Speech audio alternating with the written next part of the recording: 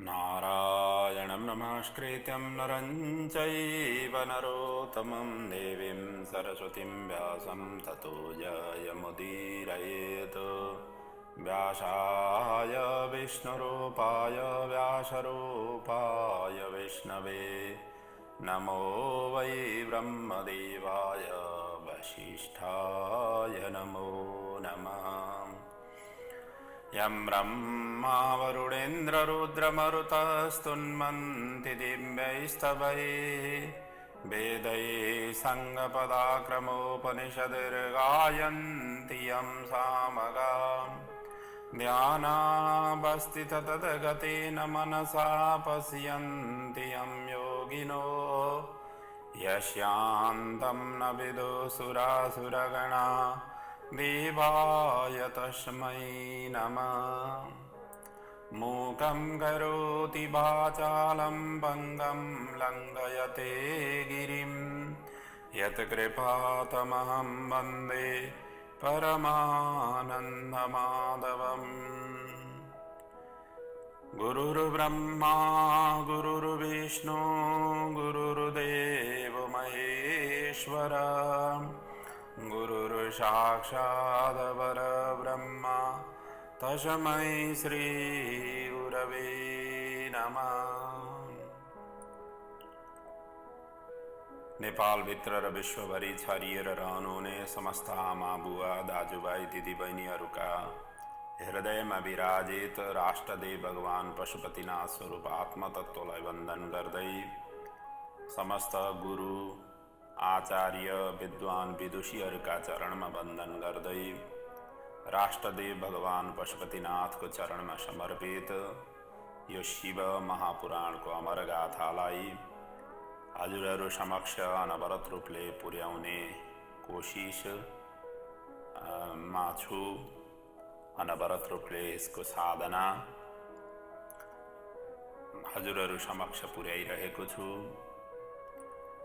हामी द्वितीय रुद्र संहिताको 5औं युद्ध खण्डभित्रका कथाहरूलाई चिन्तन मनन गर्दैछौँ। हिजोसम्मका प्रसङ्गहरूमा त्रिपुरासुर को रचना कसरी भयो, त्रिपुरासुरमा को बस्दथे र त्रिपुरासुरले के कस्तो बिगबिगी संसारमा मच्चाइरहेको थियो, जसबाट त्राही त्राही भएर देवताहरू भगवानका शरणमा गए। भगवान ब्रह्माका शरणमा, विष्णुका शरणमा, शिवजीका शरणमा पुग्दाखेरि पनि समस्याको समाधान भएन। भगवान शिवजीले अन्तिममा भगवान विष्णुकै शरणमा गएर उपाय उनीले नै गर्नेछन् भनेर पुनः आज्ञा दिइसकेपछि भगवान विष्णुको शरणमा पुनः देवताहरू आइपुगे र विष्णुले सबैभन्दा पहिले त अक्षय यज्ञको अनुष्ठान गरे, जसबाट निस्केका हजारौं कालाग्नि रुद्र सदृश योद्धाहरू उत्पन्न भए और तिनीहरूलाई नै त्रिपुर दहनका लागि आज्ञा दिनुभयो। तर दुर्भाग्यवश ती जसरी त्रिपुरमा प्रवेश गर्नै आँटेका थिए, पुतली झैं सबै भस्मसात हुन पुगे। त्यसपछि भगवान विष्णुले आफ्नै शरीरबाट एउटा माया पुरुष उत्पन्न गर्नुभयो, अरिहन नामको, र जसलाई त्रिपुरमा गएर माया शास्त्रको विस्तार गर्नका लागि आज्ञा दिनुभयो। र पहिले त उनी पनि असमर्थ भए, अनेक उपाय गरे। पछाडि नारदजीलाई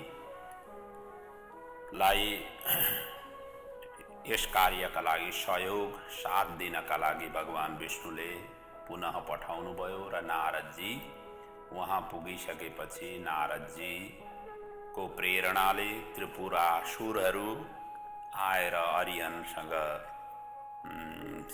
दीक्षित हुन पुगे, जसको कारण पुरै त्रिपुरासुर नै दीक्षित हुन पुगो र अरियनले आफ्नो माया शास्त्रलाई विस्तार गरे। जुन माया शास्त्रका प्रसङ्गहरू पनि हामीले हिजोका चिन्तन मननमा, हिजोसम्मका चिन्तन मननमा गरेका थियौँ। माया शास्त्र साँच्चैकै माया प्रदान गर्ने शास्त्र हो। हामी सबै त्यही मायाबाटै एकता जकडिरहेका छौँ, अर्थात् मायाले हामीलाई वशीभूत बनाइरहेको छ। र तीमाथि माया शास्त्रकै अध्ययन गरिसकेपछि त झन् हामी मोहित हुने नै भयौँ। र त्यही स्थिति यहाँ त्रिपुरासुरमा तिनै नगरमा स्थापित हुन पुग्यो। त्यसैको प्रसङ्गको हामीले चिन्तन मनन गरेका थियौँ।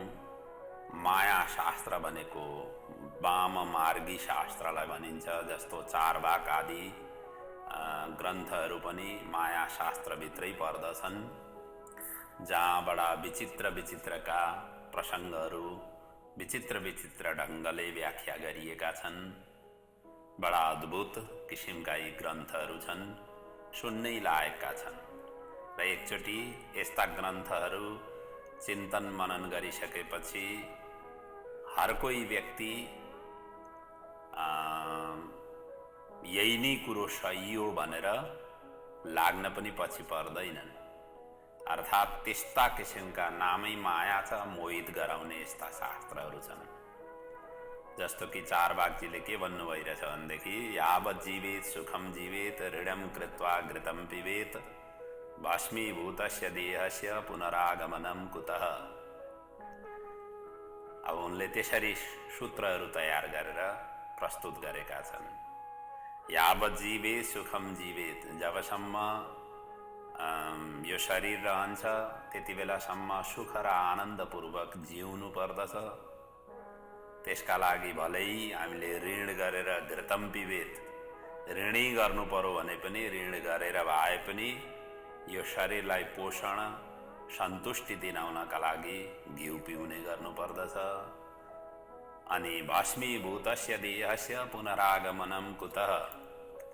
शरीर यो भस्म, किनभने शरीरको अन्तिम बिन्दु नै भस्म हुने हो, खरानी हुने हो। मृत्यु पश्चात शरीरलाई कसैले पनि छुनै डराउँछ, देख्नै डराउँछ। अनि छिटो छिटो गरेर त्यसलाई लगेर अग्निमै समर्पित गरिन्छ। त्यसैले यो भस्म हुने यो शरीर पुनः पुनः जीवित हुँदैन। भस्मी भइसकेपछि कसरी पुनः आउँछ, पुनः कसरी जीवित हुन्छ र त्यसैले बडा मोज मस्तीमा रहनुपर्छ भनेर यसरी चारवाकले आफ्ना सिद्धान्तहरू सूत्र माध्यमबाट प्रस्तुत गरेका छन्।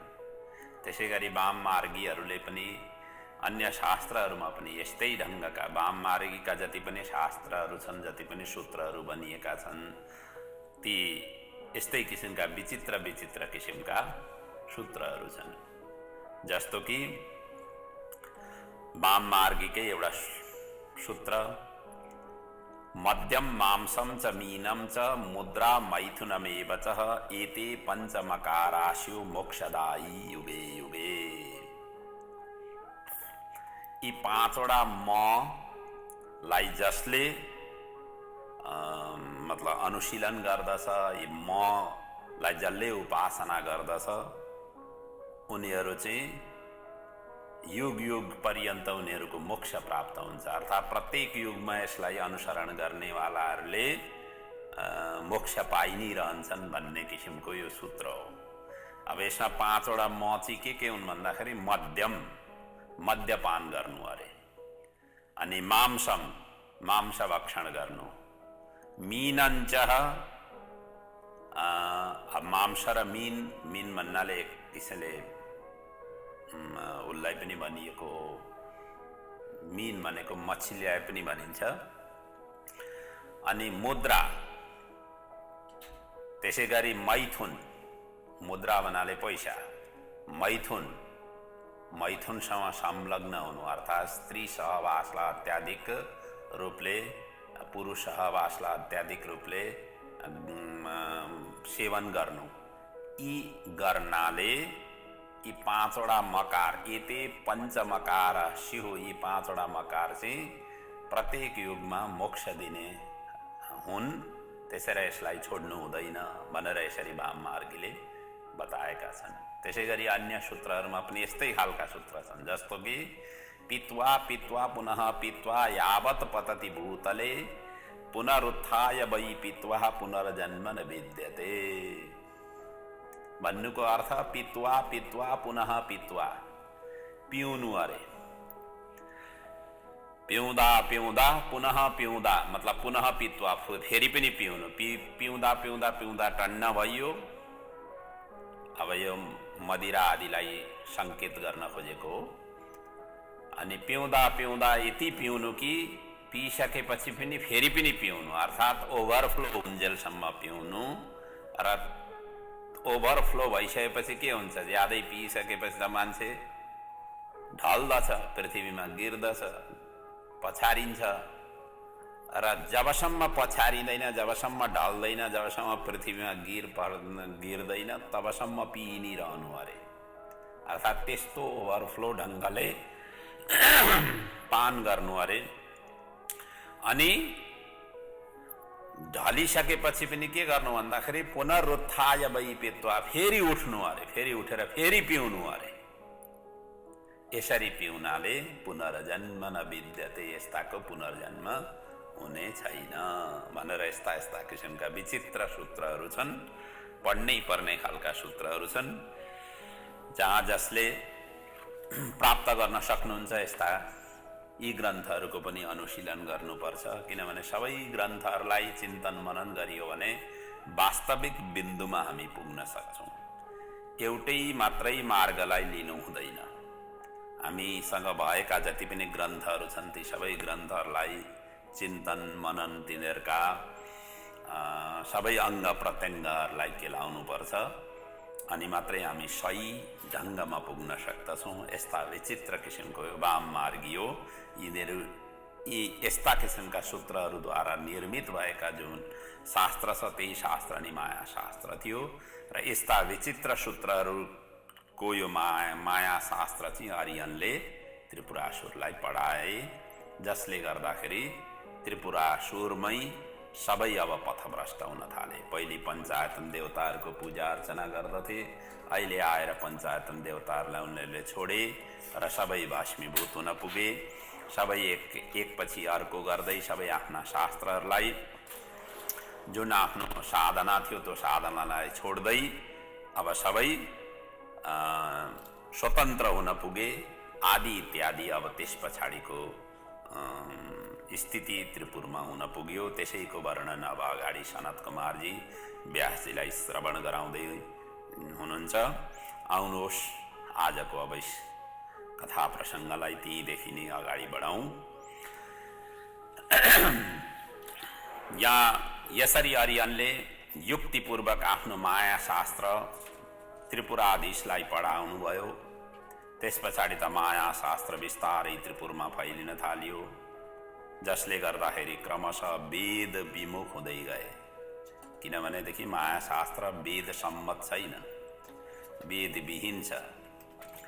र नगरमा देवधर्म, श्राद्ध धर्म, यज्ञ, व्रत, तीर्थ, श्राद्ध, वर्ण धर्म, स्त्री धर्म, राजधर्म आदि क्रमशः खण्डित हुँदै गए। अनि त्यस पछाडि त अरू के हुन थाल्यो भनेदेखि शिव पूजा भयो, लिङ्गार्चन भयो, विष्णु, सूर्य, गणेश जो पञ्चायतन देवताहरूको पूजा थियो त्यो उपासना पनि क्रमशः खण्डन हुँदै गयो। स्नान, दान, पर्व, जप, तप, व्रत आदि पनि भ्रष्ट हुँदै गए। कहाँसम्म भनौँ भन्दै सनत कुमारजी भन्नुहुन्छ, किं बहुक्तेन विप्रेन्द्र त्रिपुरे तेन मायिना वेदा धर्माश्च एके चित्ते सर्वे दूरतः कृता। अब के ज्यादा भनिराख्नु, कति भन्नु भन्दै भन्न थाले। त्यसपछि त क्रमशः त्रिपुरमा स्त्रीहरूको पतिको सेवा गर्न छोडिदिए। सबै स्त्रीहरूले आफ्नो पतिको सेवाबाट वञ्चित हुन पुगे, अर्थात् सेवा गर्नै छोडिदिए। पुरुषहरू पनि पराय स्त्री पतिव्रता पनि परपुरुषका वशमा हुन थाले र निवासका स्त्रीहरू पनि खुल्ला रूपले नगरवासीहरूको सम्पर्कमा आउन थाले। सबै धर्म विमुख भई आनन्द मान्न थाले। नगरवासी पञ्चायतनको पूजा छोड्दै देह पूजातर्फ उन्मुख हुन थाले।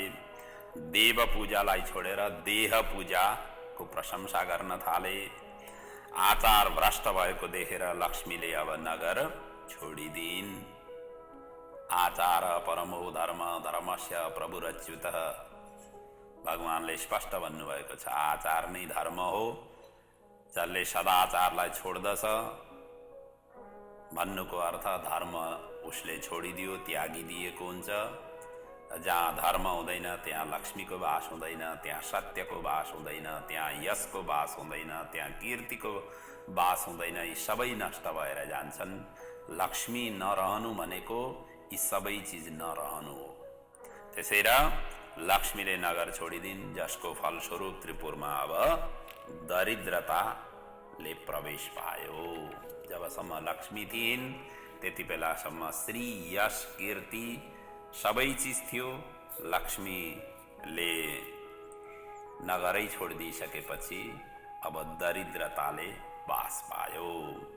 अलक्ष्मीश्च स्वयं तस्य नियोगा त्रिपुरम गता। अब अलक्ष्मीको वास त्यहाँ भयो, अर्थात् दरिद्रताको वास भयो। र दैत्यहरू मोहित यसरी भएको देखेर नारद पनि धन्य भए। तर विष्णु कृपाले उनी विकारयुक्त भएनन्। यसरी शिवको इच्छा अनुसार मय दानव सहित दैत्यराज त्रिपुराधीश शक्तिहीन हुँदै गए। अनि अगाडिका प्रसङ्गहरूमा सनत कुमारजी भन्नुहुन्छ, त्रिपुरे च तथा भूते दैत्ये त्यक्त शिवार्चने स्त्री धर्मे निखिले नष्ट दुराचार व्यवस्थिते। सनत कुमारजी भन्नुहुन्छ, हे व्यासजी, त्रिपुरवासी अब आचार भ्रष्ट भएपछि विष्णु ब्रह्मा देवगण सबै त्यस पछाडि त कैलाशमा गए। शिवजीको उनीहरूले स्तवन गरे र त्रिपुर दहनका लागि उद्धत हुन आग्रह गरे। तर शिवजी उदासीन नै रहे। यो देखिसकेपछि देवताहरू अत्यन्त खिन्न हुन पुगे। त्यसपछि त भगवान विष्णुले शिव मन्त्र जप गर्न आज्ञा दिए देवताहरूलाई र मन्त्र पनि उनले प्रदान गरे। मन्त्र कस्तो थियो भने, ओम नमः शिवाय शुभम कुरु कुरु शिवाय नमः, यो मन्त्र थियो। ओम नमः शिवाय शुभम कुरु कुरु शिवाय नमः। विष्णु सहित सबै देवगण अब मन्त्र जप गर्न थाले। तर विष्णुले भने कि 1 करोड मन्त्र जाप पुगेपछि शिवजीले आफ्नो कार्य गर्नुहुनेछ, प्रसन्न हुनुहुनेछ। त्यसैले अब 1 करोड मन्त्र जाप नहुन्जेलसम्म यसलाई निरन्तर सबैले जप गरौँ, सबैले प्रार्थना गरौँ भनेर भगवान विष्णुले यसरी देवगणहरूलाई भन्नुभयो। र स्वयं विष्णु पनि लाग्नुभयो। कोटिम एकम तथा जप्त्वा शिव कार्यम करिष्यति। यस मन्त्रलाई 1 कोटी मतलब करोड जाप गरिसकेपछि भगवान शिवजीले आफ्नो काम गर्नुहुनेछ, अर्थात् यस कार्यका लागि सहायक हुनुहुनेछ भनेर यसरी भन्नुभयो। अनि जप यज्ञको प्रभावले भगवान शिवजी प्रसन्न हुनुभयो। वृषभारूढ भएर प्रकट हुनुभयो अनि इच्छित वर माग्नका लागि सबैका अगाडि प्रेरित गर्नुभयो। त्यही कुरो यहाँ सनत कुमारजी भन्नुहुन्छ, हे हरे हे विधे देवा मुनयश्च शुभव्रता प्रसन्नोऽस्मि वरं ब्रूतं जपेनानेन चेप्सितं। हे हरे हे हरि, हे विदे हे ब्रह्माजी, हे देवा हे देवगण, मुनयश्च शुभव्रता, हे मुनिहरू हो, म प्रसन्न भएको छु। तिमीले यो जप गरेर व्रत गर्यौ, त्यसबाट म प्रसन्न भएको छु। अब तिमीलाई कुन इच्छाले यो जप गरेका हो, के कामना राखेर जप गरेका हो, प्रार्थना गरेका हो, तो सबै खुलस्त रूपले मलाई भन भनेर यसरी शिवजीले भनिसकेपछि देवताहरू भन्छन्, हे देवेश, हे जगदीश्वर, हे शङ्कर, तपाईँ प्रसन्न हुनुहुन्छ भने देवगणको व्याकुलता बुझेर त्रिपुर दहन गर्नुहोस्। सुरान् विज्ञाय विकलान् हन्यताम त्रिपुराणी च। अब हामीलाई यदि कृपा गर्नु छ भने त्रिपुरको दहन गरिदिनुहोस् भनेर यसरी प्रार्थना गरे। शिवजी अगाडि भन्नुहुन्छ, हे देवगण, मैले त्रिपुरको वध गर्नुपर्छ भने तिमीहरू यस्तो दिव्य रथ, सारथी, धनुष, बाण तयार गर जसमा सबै देवताहरूको स्वरूप होस्, अनि मात्र त्रिपुर दहन सम्भव हुनेछ। अनि जुन मन्त्र तिमीहरूले जप गर्यौ यो मन्त्र सर्वश्रेष्ठ मन्त्र हो। जो यस मन्त्रको जप गर्छ उसले सबै प्रकारका सबै सिद्धिहरूले प्राप्त गर्नेछ। उनीहरूको म सदैव कल्याण गर्नेछु। अयम मन्त्रो महापुण्यो मत प्रीति जनक प्रिय धन्यो यशस्य आयुष्य स्वर्ग कामारथिनां नृणाम। धन्य यश, आयुष्य, स्वर्ग आदि कामनालाई पूर्ण गराउने यो मन्त्र हुनेछ भनेर यसरी शिवजीले त्यो मन्त्रको पनि आशीर्वाद दिनुभयो। त्यसरी यो मन्त्र राज भनेर यहाँ उल्लेख गरिएको छ। ओम नमः शिवाय, शुभम कुरु कुरु शिवाय नमः। यही मन्त्र देवताहरूले जाप गरेका थिए। शिवजीलाई प्रसन्न गर्नुपर्ने छ भनेदेखि यो मन्त्रको जाप गर्नाले भगवान शिवजी प्रसन्न हुनुहुनेछ भनेर स्वयं शिवजीको मुखारविन्दबाट यो मन्त्रलाई आशीर्वाद दिनुभएको छ यहाँ। त्यस पछाडि शिवजी प्रसन्न भएपछि सबै देवगण प्रफुल्लित हुन पुगे। ब्रह्मा विष्णुले विश्वकर्मालाई आज्ञा दिएर सर्वदेवमय रथ निर्माण गराए। सर्वदेवमयं दिव्यं रथं परमशोभनं रचयामास विश्वार्थे विश्वकर्मा तदाज्ञया। विश्वकर्माद्वारा यो रथ निर्माण भएको थियो। अब यो रथको वर्णन यहाँ विचित्र ढङ्गले गरिएको छ। यो रथमा सबै चर अचर सबै समाहित भएको यो रथ थियो। त्यस्तो दिव्य किसिमको रथ थियो जसको यहाँ वर्णन गरिएको छ। हामी पनि चिन्तन गरौँ कस्तो किसिमको रथ विश्वकर्माले सर्वदेवमय रथ निर्माण गरेका थिए। यो रथाङ्गम दक्षिणम सूर्यम स्तमामं सोमैव च दक्षिणम द्वादशारं षोडशारं तथोत्तरम। तो रथको चाहिँ दायाँ भागमा 12, द्वादश आदित्य आर्यका साथमा सूर्यदेव र बायाँ भागमा 16, षोडश कलात्मक आर्यका साथमा चन्द्रमा सुशोभित भएका थिए। यो रथको पाङ्ग्रामा नेमी 6 ऋतु थिए।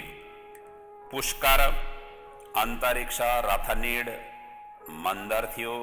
उदय र अस्ताचल रथका कुवर जहाँ जुवा बाँधिन्छ त्यो थियो। महामेरु अधिष्ठान र अन्य पर्वत रथका केसर थिए। रथको बेग संवत्सर र उत्तरायण दक्षिणायन पाङ्ग्राका संगम स्थल थिए। यसै गरी सर्वदेवमय रथको मुहुर्त नै बन्धन थियो। सम्या जहाँ जुवाको किलो बाँधिन्छ त्यो नि कला थियो। काष्टानी नासिका र अक्षदण्डनी क्षण थियो। त्यसै गरी अनुत्कर्ष नै जसलाई तलतिरको लकडी भनिन्छ, जो रथको तलतिरपट्टिको लकडीलाई त्यसलाई अनुत्कर्ष भनिन्छ। अनुकर्ष त्यही नि ईशा थियो। अनुलभ जो जुवाको बीचको जुन भाग हो त्यो नि डन्डा थियो। बरुथ जो लोहाको पर्दा हुन्छ त्यसमा, मतलब लोहाले त्यसलाई ढाकेको हुन्छ त्यो रथलाई, त्यो नि द्युलोक थियो, देवताहरूको लोक थियो। यसै गरी त्यो रथको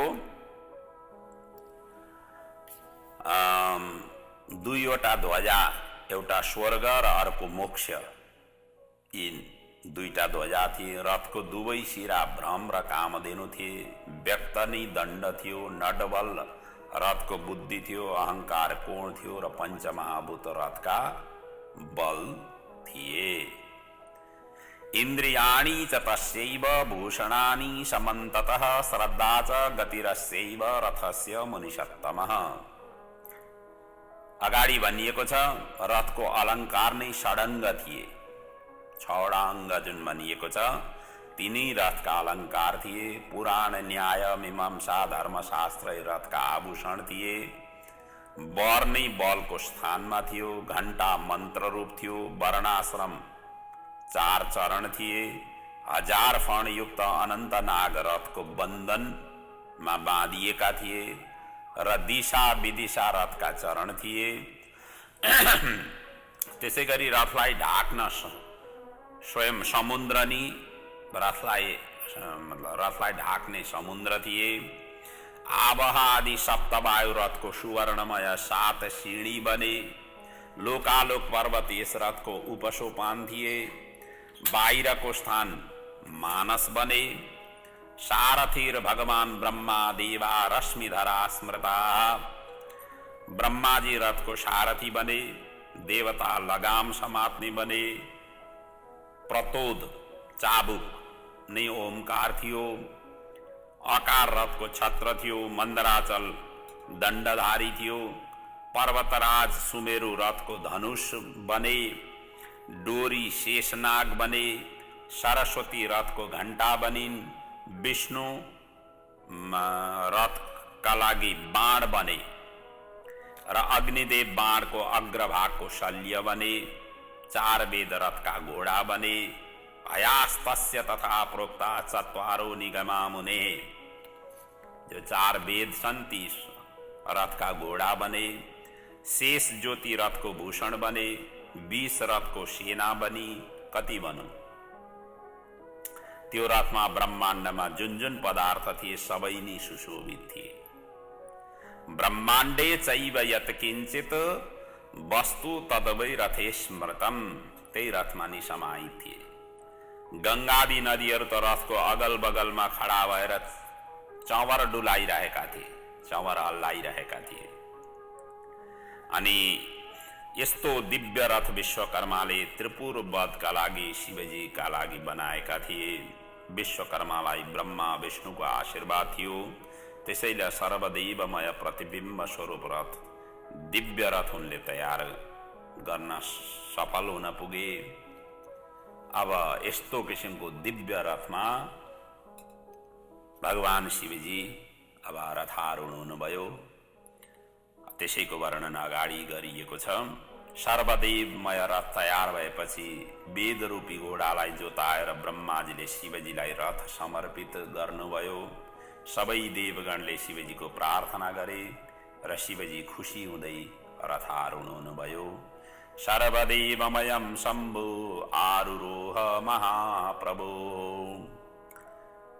त्यसमा आरूढ हुनुभयो। त्यस समयमा देवता ऋषि गन्धर्व पण्डग शिवजीको स्तुति गर्न थाले।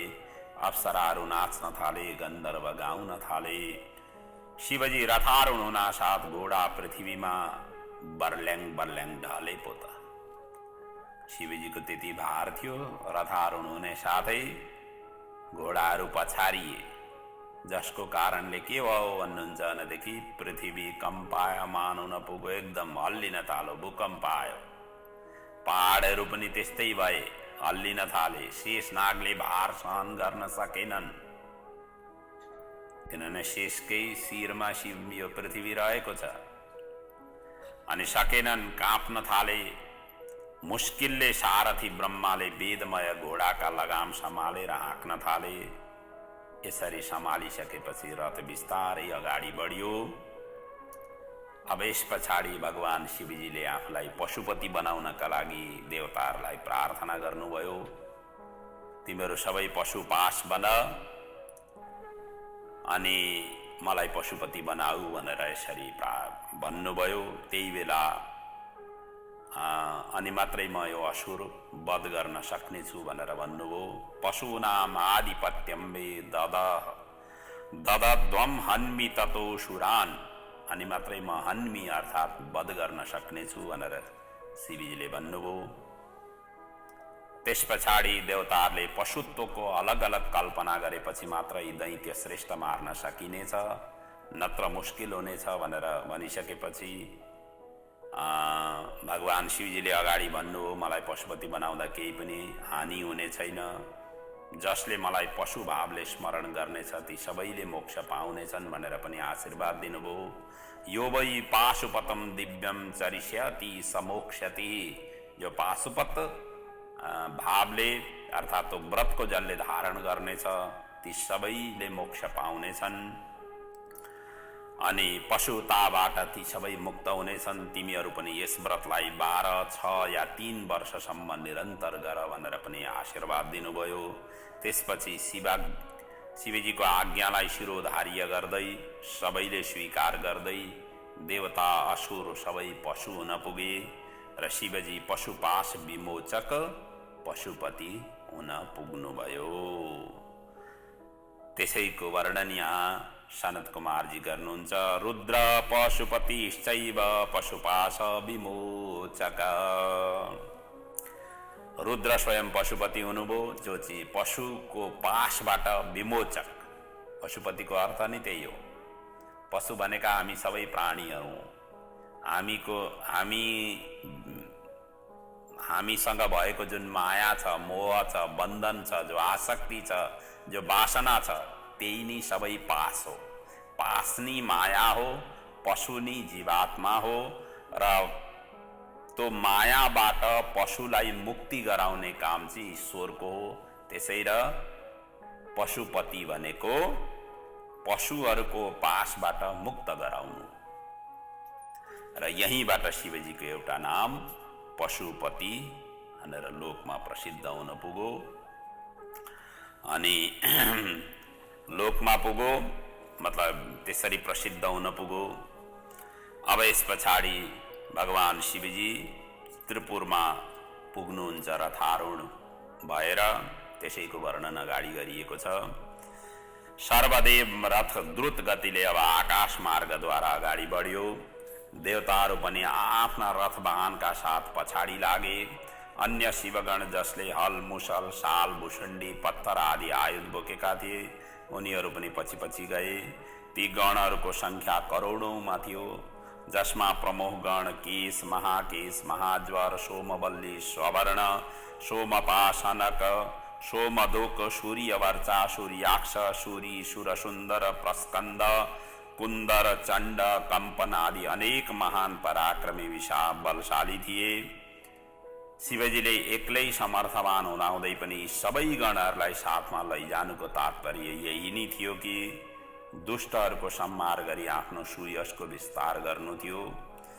दुष्टहरूलाई विश्वास होस् कि सबै देवताहरूमा शिवजी प्रधान हुन् भन्ने किसिमको भावना सबैमा स्थापित गराउनका लागि यो सबै माया भगवान शिवजीले रच्नु भएको।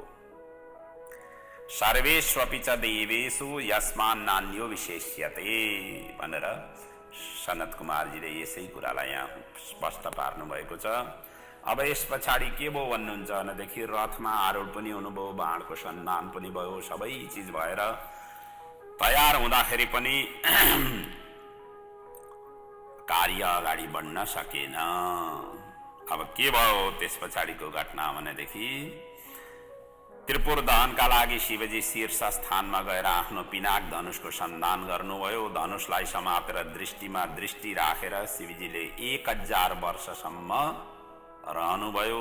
लक्ष्यलाई निर्णय गर्न अन्तिममा सक्नु भएन, किनकि औंलामा गणेशजी बसेर विघ्न गराइरहेका थिए। आफ्नै पुत्र नि औंलामा बसेर विघ्न गरिरहेका थिए। गणेशजीको पूजा नगरिकन, गणेशजीलाई स्मरण नगरिकन कार्य आरम्भ गरियो भने विघ्न हुनेछ भन्ने संकेत हो यो। त्यसैको वर्णन यहाँ सनत कुमारजी भन्नुहुन्छ। ततोऽङ्गुष्ठे गणादक्ष शतो दत्यनिसंस्थिता न लक्ष्यं विविशोस्तानि पुराभ्यस्य त्रिशूलिना। अंगुठामा गएर यसरी गणेशजी बसिसकेपछि यो सबै विघ्न भइरहेको थियो। त्यति बेला नि आकाशवाणी हुन पुग्यो, गणेशजीले नि तपाईको लक्ष्य वेदनमा बाधा गराइरहेका छन्, उनको आराधना गरेपछि मात्र यस कार्यमा सफल हुनुहुनेछ भनेर आकाशवाणी भयो। त्यसपछि त भगवान शिवजीले सहयात्री भद्रकालीलाई स्मरण गर्नुभयो र स्मरण गर्न साथ भद्रकाली उपस्थित भइन् र उनलाई शिवजीले आज्ञा दिनुभयो गणेशजीको आराधना पूजन गर भनेर। भद्रकालीले पनि त्यसै गरिन्। अब भने सन्धान भगवान गणेशजी अब विघ्न हटाएर, विघ्नबाट विघ्नकर्ता र विघ्नहर्ता दुईटै हुनुहुन्छ नि, गणेशजीको दुईटै नाम हो। विघ्न गर्ने पनि विघ्न हटाउने पनि दुईटै पदवी गणेशजीले प्राप्त गर्नुभएको छ। अब यहाँ पहिले विघ्नकर्ता भएर उपस्थित हुनुभएको थियो, अब विघ्नहर्ता भइदिनु भयो, विघ्नहरूको हरण गर्नेतिर हुनुभयो र मात्रै हो लक्ष्य सन्धानका लागि स्थिर हुन पुग्यो। त्यति मात्रै होइन, तीनवटै नगर आपसमा गाभिए, शुभ मुहूर्त उपस्थित भयो। शिवजीले बाण सन्धान गरे, पाशुपत अस्त्रको उनले ध्यान गरे अनि करोडौं सूर्य तेज समान कठोर बाणलाई उनले प्रक्षेपण गरे, छोडे र त्यो विष्णुमय तो बाणले त्रिपुरलाई तुरुन्त नै एकैपल्ट भस्म गरियो। त्रिपुराधीश भगवान को जय। आत्मानो नाम विश्राव्य समाभाष्य महासुरान् मार्तण्ड कोटि बपुषो काण्डमुग्रो मुमोचः ददाह त्रिपुरास्थान्तान् दैतास्त्रीन् विमलापः स आशुगो विष्णुमयो बन्निशल्यो महाज्वलान् ततपुराणि दग्धानि चतुर्जलादिमेखलां गतानि युगपदमभित्रीणि दग्धानि भस्मसात्। तीनटै नगर चाहिँ एकै साथमा भस्म हुन पुगे। अब के भयो, अगाडिका घटनाहरू यहाँ वर्णन गरिएको छ। त्रिपुर दहन हुने साथ सबै खरानी भए। तो खरानी जी कस्तो स्वरूप लिन पुग्यो भनेदेखि पर्वताकार स्वरूप लिन पुग्यो। जो जस्तो अवस्थामा थिए त्यस्तै नै खरानी हुन पुगे। शिव पूजा निन्दा विरोध गर्नाले तारकासुरका तीनवटै पुत्र खरानी भए, तीनवटै पूर्णी खरानी हुन पुग्यो। त्यसैले शिव शरण नै रक्षाको उपाय हो। जस्तो सुकै मुसिबत आए पनि शिवजीको शरणापन्न हुनाले सबै कार्य सफल हुनेछन्। त्यसैले भनिएको छ विपत्काले पिसदभक्त महेश शरणागतम। विपत्कालमा पनि महेशको शरण लिनु पर्दछ। अब केवल मय दानव त्रिपुरबाट जीवित निस्क्यो, किनकि ऊ देवताहरूको विरोधी थिएन। त्यसैले शिवजीको तेजले उसको रक्षा भयो। बाँकी सबै भस्मसात हुन पुगे। अब साथ साथमा त्यहाँ अरियन पनि थिए, उनका 4 जना अरू शिष्य थिए, तिनीहरू पनि जीवित भएर निस्किए। मयदानव पनि जीवित भएर निस्किए र नारदजी पनि त्यहाँ गएका थिए, नारदजी पनि जीवित भएर निस्किए। वर्जयित्वा मयम दैत्य विश्वकर्माण्यमव्ययम्। अब यी मयदानव त्यसरी निस्किन पुगे। अब यो मयदानव र विश्वकर्मा यी दुईटा नाम हामी बार बार पुराण ग्रन्थहरूमा सुन्दछौँ, जसले चाहिँ देव कार्यका लागि साथ र सहयोग दिएका, देव कार्यका लागि भवनहरू निर्माण गर्नेदेखि लिएर सबै कार्यहरूमा यिनीहरू साथ दिने, त्यस्ता किसिमका स्वरूपमा यी वर्णन गरिएका छन्। अब यसको मूलभूत रहस्य यही हो कि यहाँ उल्लेख भएका यी दुवै नाम जुन छन् मय दानव र विश्वकर्मा एकै जस्ता देखिए तापनि यी दुईटै भिन्न भिन्न शिल्पी हुन्। दुईटैको काम भिन्न भिन्न प्रकारका शिल्पी हुन्। विश्वकर्मा देवताहरूका लागि मतलब भवनहरू निर्माण गर्ने हुन् भनेदेखि मय दानव दानवहरूका लागि मय चाहिँ दानवहरूका शिल्पीकार हुन्। दुईटै शिल्पीकार हुन्। दुवैसँग उत्तिनै शक्ति सामर्थ्य हुँदाहुँदै पनि एकजनाले देवताहरूको अर्काले दानवहरूको शिल्पलाई मतलब त्यो कार्य यिनीहरूले गरेको त्यस्ता ग्रन्थहरूमा सबै ग्रन्थहरूमा त्यसरी वर्णन गरिएको छ। अब यो त्रिपुरको दार्शनिक अर्थ के हो भनेदेखि त्रिपुर भनेका तीनटा पुर। ब्रह्माको आज्ञाले मय दानव तारकासुरका तीनवटै पुत्रका लागि स्वर्ग अन्तरिक्ष र भूमिमा तीनटा यिनले बनाएका थिए। दर्शन शास्त्रमा भनिएको छ त्रिपुरलाई नै तीन प्रकारको शरीर मानिएको छ। तीन प्रकारका शरीरहरू के हुन् भन्दाखेरि स्थूल सूक्ष्म र कारण, यी तीन प्रकारका शरीर हुन्छन्। यसमा मन मयको स्वरूप हो, जसले यो निर्माण गर्यो भने प्राप्तव्य लक्ष्य भनेको शिवजी हुन्। जब शिव कृपाले उपरोक्त तीनवटै शरीरलाई ज्ञानाग्निद्वारा भस्म गर्दछ तब मानवले मोक्ष पदको प्राप्ति गर्दछ। यही नै त्रिपुर दहनको आध्यात्मिक र दार्शनिक दृष्टिकोण सम्झनु पर्दछ। त्यसैगरी पुराणान्तरमा एउटा पनि यस्तो प्रसङ्ग छ, देवी भागवत ग्रन्थमा पनि यसको उल्लेख गरिएको छ। त्रिपुर दहनका लागि शिवजीले 1000 वर्षसम्म बाणको सन्धान गरे। उनले एक लक्ष्य सन्धान गर्दा एउटै दृष्टि राखेर सन्धान गर्दा आँखाबाट एकोरो हेर्दाखेरि उनको आँखाबाट अश्रु बिन्दु पृथ्वीमा झरियो र त्यही नै विशाल रुद्राक्ष वृक्षको रूपमा प्रकट भयो भनेर यसरी उल्लेख गरिएको पाइन्छ। हुन त यो प्रसङ्ग यहाँ वर्णन छैन, तर रुद्राक्षको उत्पत्तिको सन्दर्भमा यस्तो किसिमको प्रसङ्ग अन्य पुराणहरूमा वर्णन गरिएका छन्। त्यसैले रुद्राक्ष कसरी उत्पन्न हुन पुग्यो भन्दाखेरि त्रिपुर दहनका लागि जुन बाण सन्धान गरे एकोरो हेर्नु पर्यो। एकोरो हेर्दै जाँदाखेरि हामी पनि आँखाले काहीँ कुनै पनि क्षेत्रमा एकोरो हेरिरह्यौँ भनेदेखि आँखाबाट आँसु झर्दछ। जस्तो कि ध्यान गर्दाखेरि हामी आँखा हेर्दैनौँ, ध्यान गर्दाखेरि आँखा चिम्लिन्छौँ, त्यसैले त्यति बेला आँखाबाट आँसु नझर्ला, तर आँखा खोलेर हेरिरह्यौँ भनेदेखि आँखाबाट आँसु झर्दछ। अब यहाँ त 1000 वर्ष पर्यन्त भगवान शिवजीले एकोरो भएर यसरी हेर्नु भएको थियो। अब अगाडिका प्रसङ्गहरूमा यहाँसम्मको प्रसङ्ग 10औं अध्यायसम्म हामी पुगेका छौँ है। यो युद्धखण्डमा जम्मा 59 अध्याय छन्। 10औं अध्यायको कथा यहाँसम्मको प्रसङ्गमा वर्णन भयो। अब 11औं र 12औं अध्यायका कथामा भगवान शिवजीको यहाँ देवताहरूले स्तवन गरेको, देवताहरूलाई वरदान दिनुभएको, शिवजीले मय दानवलाई पनि वरदान दिनुभएको, त्यसै गरी अरिहनलाई पनि वरदान दिनुभएका प्रसङ्गहरूको वर्णन छ। र यो 12औं अध्यायमा गइसकेपछि त्रिपुरासुर सम्बन्धीको जुन प्रसङ्ग छ त्यो पनि पूर्ण हुनेछ। व्यासजी यहाँ प्रश्न गर्नुहुन्छ, किमकारशोस्ततो देवा दग्धे च त्रिपुरे खिला मय कुत्र गतो दग्ध पतय कुत्र ते गता।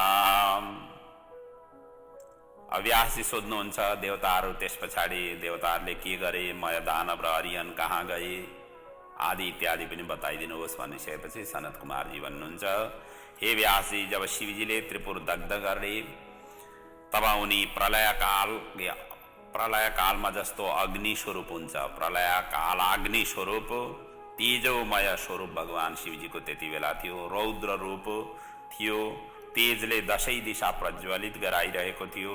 यस्तो भयावह स्थितिले देवताहरू भयभीत हुन पुगे।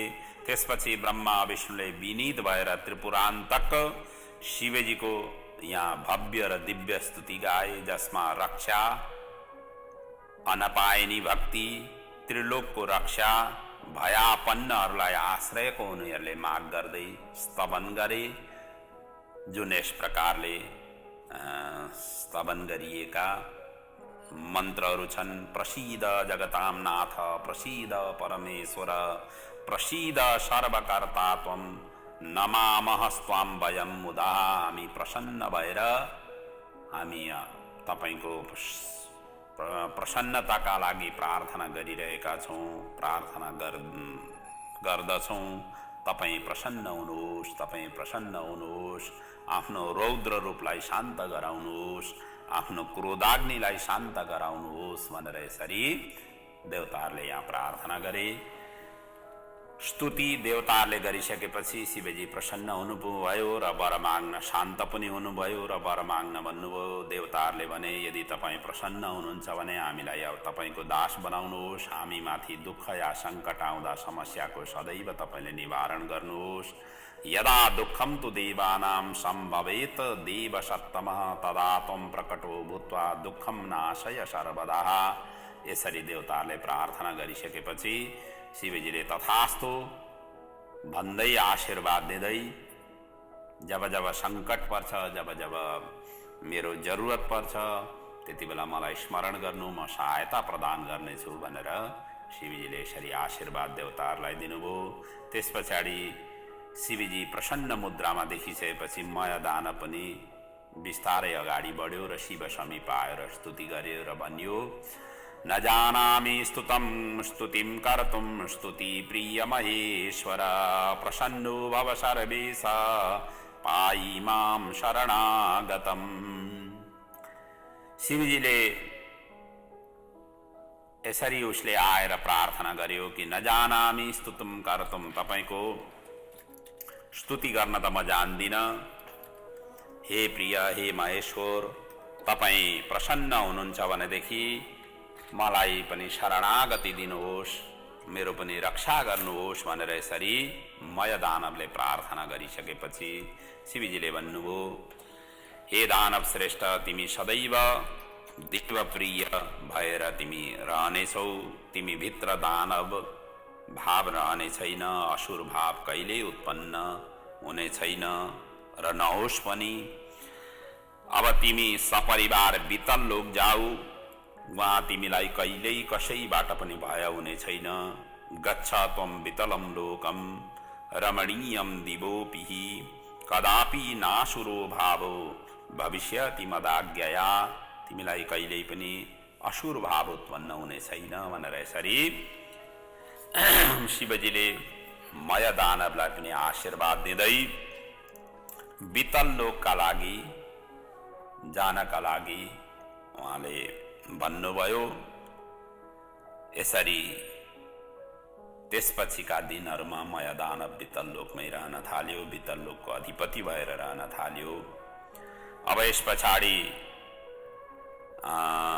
मुण्डी साधु आए, जुन भगवान विष्णु यही शरीरले विष्णुले नै प्रकट गरेका थिए, जो अरिहन नामले जसको द्वारा चाहिँ माया शास्त्रको विस्तार भयो, ती अगाडि आए र उनले सबैको सामान्य शिवभक्तको पथभ्रष्ट गरेका थिए र त्यसैले आफूलाई हीनता बोध उनले गरिरहेका थिए। अपराधबाट जोगिन र शान्तिको उपायबारे उनले पनि सोधे। अनि भगवान विष्णुले भन्नुभयो आशीर्वाद दिँदै, हे मुण्डी साधु, तिमी नडराऊ, यो जुन घटना भयो यसमा शिवको नै इच्छा थियो, त्यसैले तिमीले नरक आदिको बास भोग्नु पर्ने छैन। आजदेखि तिमीहरू कलियुगको प्रारम्भ नहुन्जेल मरुभूमिमा गुप्त रूपले रहनु। कलियुग प्रारम्भ भएसँगै तिमीले बनाएको माया शास्त्रको प्रचार प्रारम्भ गर्नु। कलियुगी प्राणी यस मतलाई सम्मानपूर्वक ग्रहण र स्वीकार गर्नेछन् र उनीहरू कुगतिको प्राप्त हुनेछन् भन्दै उहाँलाई पनि भगवान विष्णुले त्यसरी अरिहनलाई आशीर्वाद दिनुभयो। आगते च कलौ यूयम स्वमतम स्थापयिष्यत, कलियुग आइसकेपछि आफ्नो मतलाई तिमीले स्थापना गर्नेछौ। कलौ तु मोहिता मूढा संग्रहिष्यन्ति वो मतम। कलियुगका मूढ प्राणीहरू चाहिँ तिमीले फैलाएको शास्त्रलाई मतलब अनुसरण गर्नेछन्, अनुगमन गर्नेछन्, त्यसलाई प्रशंसा गर्दै स्वीकार गर्नेछन् र कुगतिम भविता ब्रूम सत्यम नैवात्र संशय।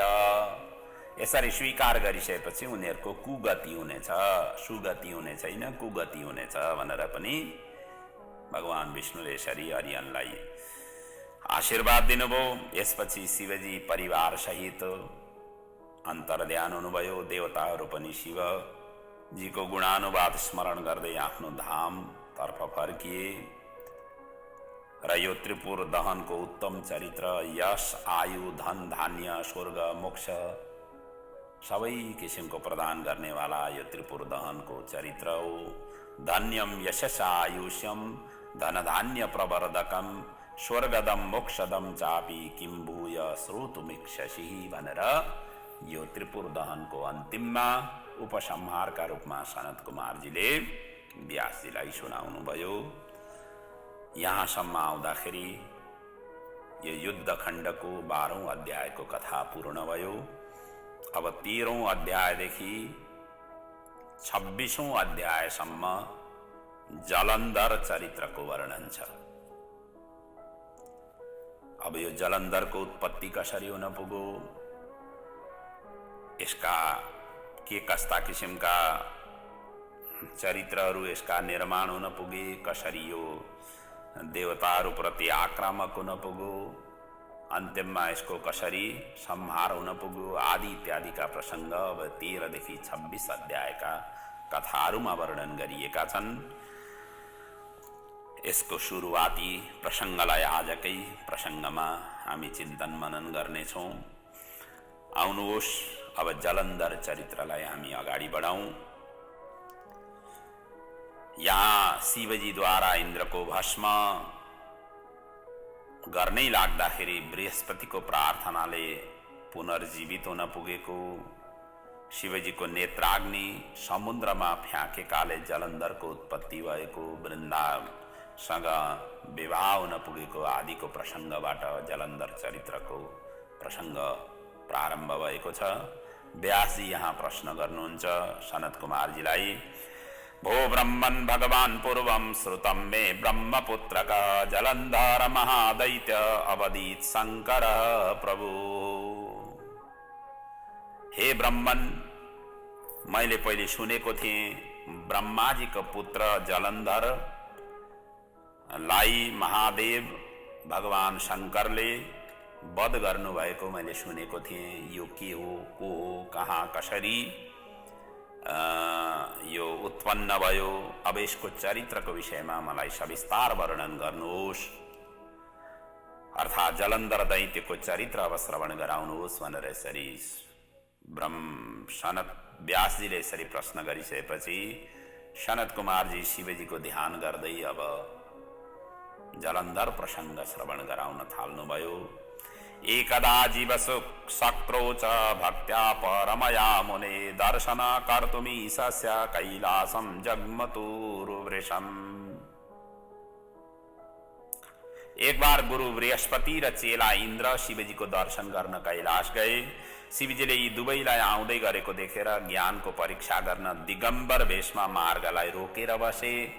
इन्द्रले शिवलाई चिनेनन् र प्रश्न गरे, तिमी को हौ, कस्तम्बो कुत आयात, किम नाम वद तत्वत, तपाईं को हौ, कहाँबाट आएका हौ आदि इत्यादि भनेर यहाँ इन्द्रले प्रश्न गरे।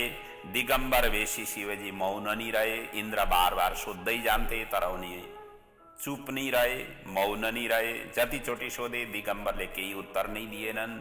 त्यसपछि इन्द्र क्रोधमा आएर हातमा वज्र लिएर वध गर्न जम्टिए।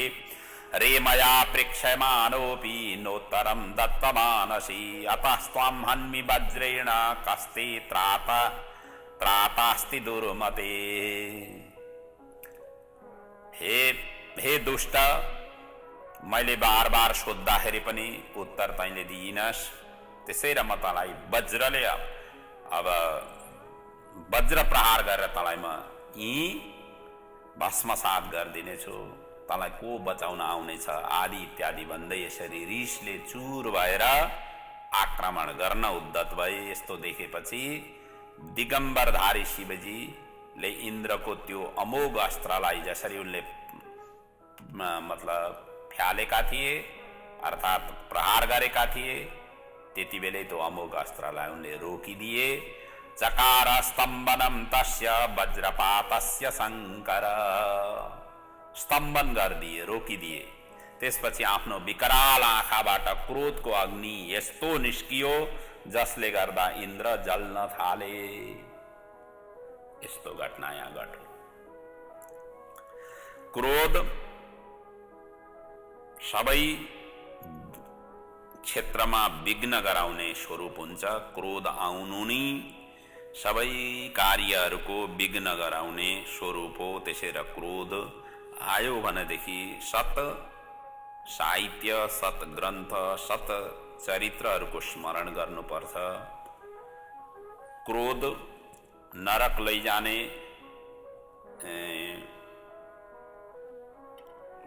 क्रोधले नरक लैजान्छ। क्रोध आउनु भनेको विनाशका लागि, विनाशको तर्फ अगाडि बढ्नुहुन्छ। त्यसैले क्रोध आउनुभन्दा पहिले नै आफू संयमित हुने। अब यहाँ इन्द्र देवताका राजा इन्द्रलाई पनि क्रोध आयो, उनले चिन्न सकेनन्। दिगम्बर वेशी भगवान शिवजी बाटामा यसरी बस्दाखेरि उनले पहिले त प्रार्थना गर्नु पर्थ्यो, तर उनलाई यो अभिमान थियो म देवताहरूको राजा हुँ, साथमा मेरा गुरु पनि मसँगै आएका छन्, शिवजीलाई दर्शन गर्नका लागि गएको हुँ भन्ने त्यस्तो किसिमको अभिमान लिएर हिँडिरहेका थिए। त्यो अभिमानलाई नै चुर गराउनका लागि भगवान शिवजीले दिगम्बर वेश रूप धारण गरेर बस्नु भएको थियो। यो उनले थाहा पाएनन्। उनलाई क्रोध आयो। क्रोधकै कारण उनले त्यो अस्त्र प्रहार गरेका थिए। भगवान शिवजीले त्यसलाई स्तम्भन गरिदिनु भयो। यता बृहस्पतिले यो सबै कुराहरू थाहा पाउनुभयो, देख्नुभयो। यी त साक्षात् शिवजी हुन् भन्ने उनले थाहा पाए र आफ्नो चेला इन्द्रलाई बचाउन शिवजीलाई प्रणाम गरेर स्तुति गर्न थाले। यहाँ गुरु बृहस्पतिले 15 श्लोकले स्तवन गरेका छन् भगवान शिवजीको। बृहस्पति भन्छन् नमो देवादिदेवाय महादेवाय चात्मने महेश्वराय प्रभवे त्र्यम्बकाय कपर्दिने। नमो देवादिदेवाय, देवहरूका पनि देवता महादेव, महेश्वर, त्र्यम्बक, कपर्दिन भनेर शिवजीका नाम लिँदै उनले वन्दन गरे, प्रार्थना गरे। यी श्लोकहरूमा तपाईँ नि सृष्टि स्थिति लयकारक हुनुहुन्छ, सर्वव्यापक तपाईँ नि हुनुहुन्छ। निराकार साकार यज्ञ स्वरूप, काल स्वरूप, ज्योति स्वरूप, प्रकृतिभन्दा माथि योग भोग मोक्षदाता हुनुहुन्छ।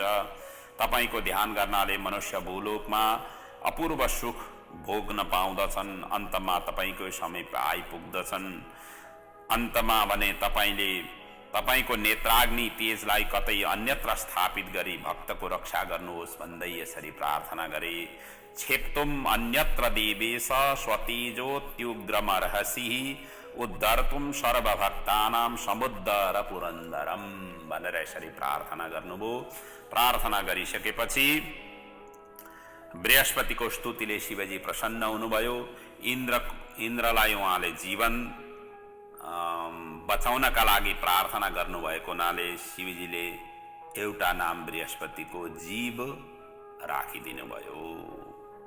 इन्द्रस्य जीवदानेन जीवेति त्वं प्रथा व्रजः, अर्थात् आजदेखि तिम्रो नाम जीव हुनेछ।